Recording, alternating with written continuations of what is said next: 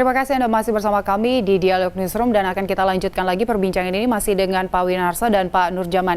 Baik, saya ke Pak Nurjaman dari Apindo terlebih dahulu. Ya, Pak Nurjaman, tadi kalau dari penjelasan Pak Winarso mengatakan bahwa sebenarnya angka yang sudah direvisi dari gubernur saja pun itu masih kurang untuk para buruh, masih dianggap belum manusiawi. Nah, ini bisa kita mundur ke belakang sedikit, apa alasan dari Apindo sendiri, dari Perkumpulan Pengusaha sendiri melakukan gugatan kepada PTU, memberikan gugatan dari hasil revisi Gubernur DKI Jakarta tersebut untuk menaikkan UMP? Terima kasih, Mbak. Sejak awal sebelum ada putusan, sejak awal kami melakukan gugatan bahwa yang kami gugat itu adalah proses, prosedur bahwa penetapan upah minimum tersebut sudah selesai pada tanggal 19 karena akhir daripada penetapan upah minimum itu pada tanggal 21. Nah, ya, itu yang pertama, bahwa hasil sidang Dewan Pengupahan pada tanggal 15 November tahun 2021 itu menetapkan 3 rekomendasi. 1 rekomendasi pemerintah, 2 rekomendasi serikat buruh, dan 3 rekomendasi dari pengusaha. Kebetulan rekomendasi dari serikat buruh, dari pengusaha dan dari pemerintah itu nilainya sama, mengacu kepada PP 36 dengan kenaikan 0,85%.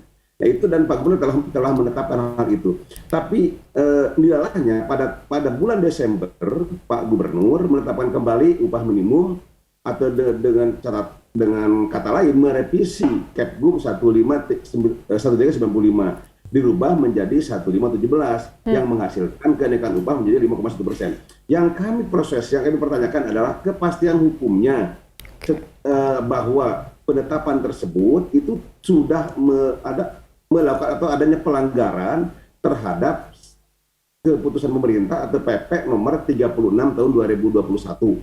Ini yang kami proses, bahwa kita itu harus taat aturan, kita harus taat hukum, kita harus mempunyai dasar penetapan tersebut.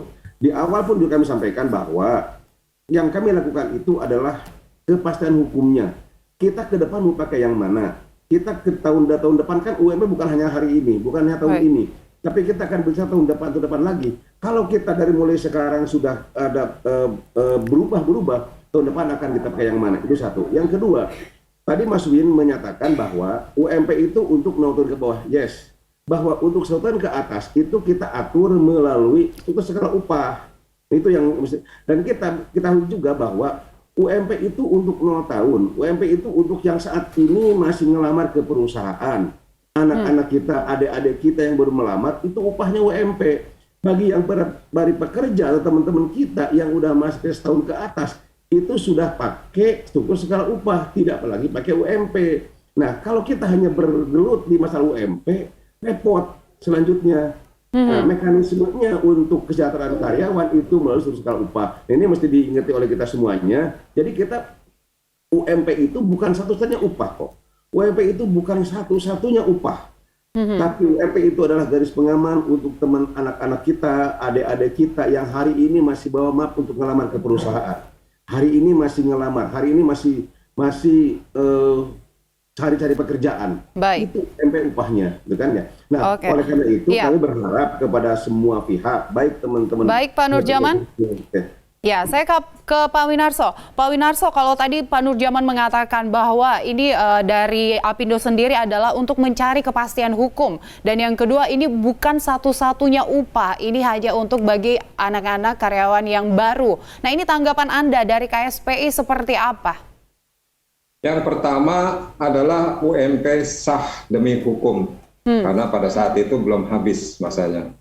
Maka dari itu Gubernur melakukan revisi. Yang kedua, ketika berbicara bahwa tidak hanya UMP yang menjadi dasar pengupahan, bahwa ada struktur dan skala upah lagi, kami katakan mungkin hanya 1 atau 2 perusahaan yang melaksanakan itu. Selebihnya adalah berpedoman pada UMP. Saya sudah berdialog, sudah berkomunikasi dengan kawan-kawan di Apindo juga pada saat itu. Saya datang ke kantornya, saya mengatakan bahwa di perusahaan-perusahaan banyak yang tidak menjalankan struktur dan skala upah. Nah, satu-satunya adalah UMP ini. UMP sebagai jaring pengaman, jangan sampai ini juga diberlakukan kepada kawan-kawan yang memang bekerja sudah lebih dari 1, 2, atau 3 tahun, yang faktanya di DKI Jakarta itu masih banyak. Jadi Baik. itu Mbak. Baik, terima kasih Pak Winarso, Ketua Perda KSPI DKI Konfederasi Serikat Pekerja Indonesia DKI, dan Bapak Nurjaman, Wakil Ketua Dewan Pimpinan Provinsi Asosiasi Pengusaha Indonesia APindo. Kedepannya kita berharap semoga dengan keputusan ini dan nanti ada komunikasi antara APindo dan KSPI bisa mendapatkan keputusan yang baik untuk kedua belah pihak. Terima kasih sudah bergabung bersama kami di Dialog Newsroom.